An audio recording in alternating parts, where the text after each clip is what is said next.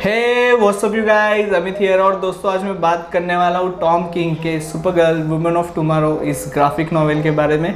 Supergirl Woman of tomorrow 2021 में 8 issues में serialised हुई थी और बाद में इसे एक ट्रेड पेपरबैक के फॉर्मेट में पब्लिश किया गया और रिसेंटली 3 हफ्ते पहले इसका डिलक्स एडिशन लॉन्च हुआ है। ठीक है, और रिसेंट टाइम्स में मैंने कोई मेन स्ट्रीम कॉमिक पढ़ी है तो उसमें सबसे फेवरेट मेरी जो स्टोरी है वो सुपरगर्ल वुमेन ऑफ टुमारो ये है और इसीलिए मेरे पास इसकी 2 कॉपी है, ट्रेड पेपरबैक भी और डिलक्स एडिशन भी।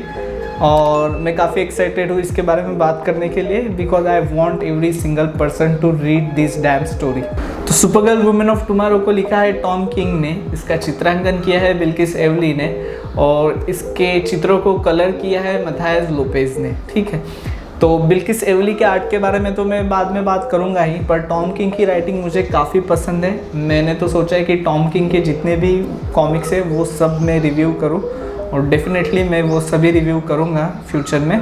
टॉम किंग की राइटिंग की एक खासियत ये है कि you give Tom king 8 issues और 12 issues and he will give you excellent story. कोई भी कैरेक्टर आप उसको दे दो, वो 8 इश्यूज़ में उस पूरे कैरेक्टर को मतलब कि कंस्ट्रक्शन डिकंस्ट्रक्शन करके आपको एक नई स्टोरी बना के देगा। तो ये भी उसी टाइप की स्टोरी है। इसमें क्या होता है कि अपना बर्थडे सेलिब्रेट करने के लिए सुपरगर्ल जो है वो एक रेड स्टार की सोलर सिस्टम वाले प्लैनेट पे जाती है। वहाँ पे जाके वो अल्कोहल कंज्यूम करती है, ड्रंक हो जाती है और वहाँ पे उसकी पावर्स काम नहीं करती। तो बेसिकली वो ड्रंक और हाई होने के लिए ही वो वहाँ पे जाती है। ये प्लैनेट जो है वो मेडिवल टाइम्स की तरह है, मतलब उस पे चल रहा है और वहाँ पे एक फार्म स्टेट पे एक लड़की है रूथी नाम की।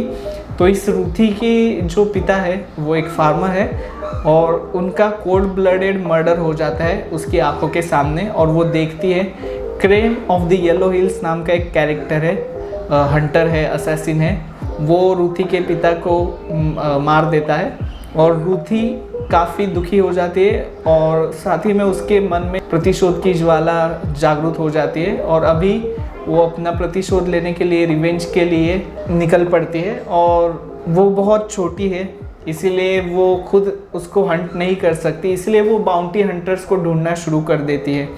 इसी दौरान वो सुपरगर्ल से मिलती है। सुपरगर्ल क्रिप्टो द डॉग के साथ एक बार में बैठी रहती है। वहाँ पे रूथी मदद मांगती है सुपरगर्ल से और सुपरगर्ल डिनाई कर देती है, पर due to some events Krem of the Yellow Hill, Supergirl और रूथी जो है वो एक दूसरे से टकरा जाते हैं और इनके इस इंटरेक्शन में Krem of the Yellow Hills जो है वो क्रिप्टो द डॉग को घायल कर देता है और सुपरगर्ल की स्पेसशिप लेके भाग जाता है।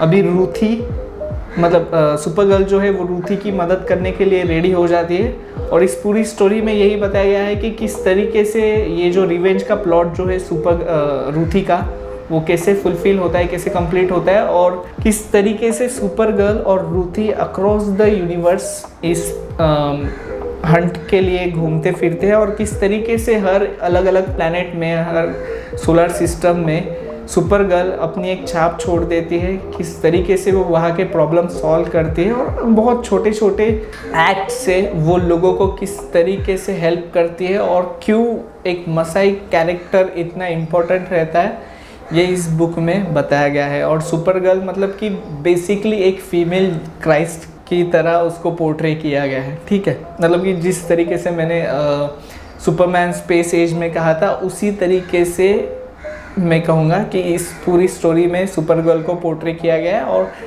मुझे नहीं लगता आज तक किसी भी कॉमिक बुक राइटर ने, किसी भी कॉमिक बुक आर्टिस्ट ने इस इतने अच्छे तरीके से सुपरगर्ल के कैरेक्टर को प्रेजेंट किया है और लिखा है। ठीक है, तो this is the best Supergirl I have ever read. ये जो पूरी स्टोरी है वो Wild Wild West, True Grit, इन सभी मतलब कि एक वेस्टर्न स्पगेटी वेस्टर्न टाइप की स्टोरी है और मोस्टली ट्रू ग्रिट की तरह ही है। तो इसका फर्स्ट पेज जो है वो पढ़ के ही पता चलता है कि ये एक वेस्टर्न थीम वाली स्टोरी होने वाली है। ठीक है, और मुझे वेस्टर्न्स काफ़ी पसंद है तो इसलिए मुझे ये काफ़ी पसंद है, पर इसके बहुत सारे आयाम हैं जिसकी वजह से मुझे ये पसंद है। इस पूरी स्टोरी को रूथी का कैरेक्टर जो है वो नरेट कर रहा है और इसमें क्या होता है कि रूथी जो है वो मेडाइवल शेक्सपियरियन स्टाइल में लिखती है। तो उसके जो भी नरेशन बॉक्सेस है या उसके जो भी स्पीच बॉक्स है वो सभी शेक्सपियरियन स्टाइल में है। और सुपरगर्ल जो है वो कंटेम्प्रेरी इंग्लिश यूज़ करती है और बहुत टाइम्स पे वो फ्रस्ट्रेशन में, एंगर में गालियाँ भी देती है। तो ये जो कॉन्ट्रास्ट है ये इस पूरी बुक में उन दोनों के भी कम्युनिकेशन का या फिर इस स्टोरी के नरेशन का और सुपरगर्ल के डायलॉग्स का वो काफ़ी फन लगता है मुझे। शेक्सपियरियन स्टाइल में लिखने की वजह से क्या होता है कि इसका जो स्केल है इस बुक का वो एपिक भी लगता है और काफ़ी ग्रैंड भी लगता है। हालांकि ये स्टोरी जो है वो काफ़ी सिंपल तरीके से शुरू होती है, पर हर एक इशू के साथ जिस तरीके से क्रेम के अलग अलग चीज़ें हमें पता चलती है वो क्या क्या कर रहा है, तब हमें पता चलता है कि स्टोरी की स्केल काफ़ी हाई है और उस नरेशन की वजह से वो और भी अच्छा लगता है। बहुत से टाइम्स क्या होता है कि सुपरगर्ल, सुपरमैन, ये सभी जो कैरेक्टर है इनका जो पावर स्केलिंग जो है वो ठीक से नहीं दिखाई जाती। ऐसा लगता है कि स्टेक्स नहीं है, तो इसमें वैसा बिल्कुल भी नहीं है। सुपरगर्ल जो है वो टाइम टू टाइम ऐसा लगता है कि खतरे में है और बहुत अच्छे तरीके से कैरेक्टर्स की पावर स्केलिंग की गई है।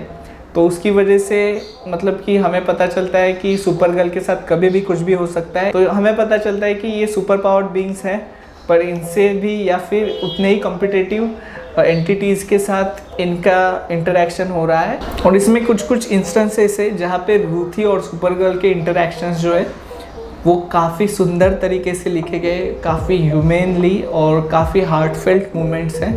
तो मुझे मतलब कि अभी भी मुझे विश्वास नहीं होता कि इस बुक को एक मेल राइटर ने लिखा है, क्योंकि इतने बढ़िया तरीके से वुमेन को सिर्फ वुमेन ही लिख सकती है।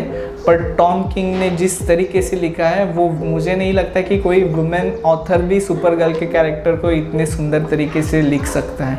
रूथी के कैरेक्टर के लिए ये एक कमिंग ऑफ एज स्टोरी है, सुपरगर्ल के लिए एक सेल्फ डिस्कवरी और रिकन्सिलेशन की स्टोरी है। इसमें ये भी काफ़ी अच्छे तरीके से दिखाया गया है कि ये जो भी सुपर पावर्ड या गॉड लाइक एंटिटीज़ जो रहती हैं कॉमिक्स में वो किस तरीके से दूसरे नॉर्मल लोगों के साथ कनेक्ट करती है। और हमारे लिए 100 साल 200 साल बहुत बड़ा टाइम है, but in God like entities के लिए वो सिर्फ एक मोमेंट है, एक फ्लैश है। इतने सभी लोगों के साथ कनेक्ट करके उनको खोने का बर्डन ये लोग लेके चलते हैं, फिर भी वो आउट ऑफ द वे जाके सबसे इंटरेक्ट करते हैं, सबसे कनेक्ट करते हैं, इस सफरिंग को इनटेक करते हैं। काफ़ी सारी थीम्स हैं, आप जब पढ़ोगे तब आपको पता चलेगा। और बाद में इसका जो आर्ट वर्क है, तो बिल्किस एवली जो है वो काफ़ी फिनोमिनल आर्टिस्ट है।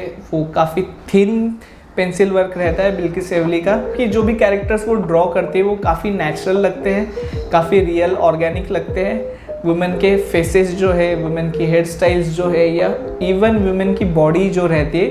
तो फॉर एग्जांपल ये सिंगल एक बुक है जिसमें सुपरगर्ल के कैरेक्टर को एक पेटाइट ब्लॉन्ड की तरह दिखाया गया है। उसके मतलब उसके ब्रिस्ट को या उसके थाइस को या फिर उसके बटॉक्स को किसी भी वे में एग्जैजरेट नहीं किया गया है। उसके कैरेक्टर को किसी भी वे में सेक्सुअलाइज नहीं किया गया है, ऑब्जेक्टिफाई नहीं किया गया है। ये मुझे काफ़ी पसंद आया। और जब वुमेन को ड्रॉ करती है और जब मेन वुमेन को ड्रॉ करते हैं तो जो स्टार्क डिफरेंस रहता है वो हमें पता चलेगा। यही डिफरेंस आप जब इस बुक के जो अल्टरनेट कवर्स है इसमें है, दोनों भी एडिशंस में वो अल्टरनेट कवर्स है, तो आपको पता चलेगा कि मेन जो भी अल्टरनेट कवर्स ड्रॉ करते हैं, वेरिएंट कवर्स ड्रॉ करते हैं, उनमें किस तरीके से सुपरगर्ल को ड्रॉ किया है और बिल्किस एवली ने कितने सुंदर तरीके से ड्रॉ किया है। She is a treasure. और मैथायस लोपेज का कलर वर्क जो है कॉम्प्लीमेंट करता है इस पूरी स्टोरी को। तो काफ़ी कलरफुल स्टोरी है और मतलब इसका जो कॉस्मिकनेस जो है इस स्टोरी का, वो इसके कलरिंग और आर्टवर्क की वजह से और भी हाईलाइट होता है। तो ऑल इन ऑल ये मेरी काफ़ी फेवरेट बुक है। मैं हाईली रिकमेंड करूँगा कि आप इस बुक को ज़रूर पढ़िए।